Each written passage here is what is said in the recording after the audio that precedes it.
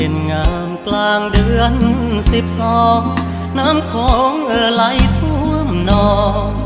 ปิดทองพระธาตุเชียงแสนของกันกลางระหว่างผมแดนเฮาบ่เห็นหน้าแฟนปิดแดนเสียแล้วละนาจังใดสิได้เจอน้องค่ำคืนได้ยืนจ้องมองเบิ่งโคงไหลลองใจหาย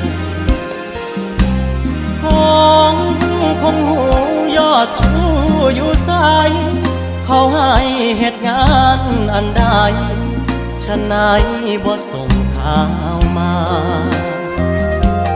อยู่ฝั่งไทยอธิปไตยเสรีอยู่ดีกินดีอุดมไปด้วยข่าวพลาเจ้าอยู่เวียงจันทน์อ้ายคิดทอดหลายเวลา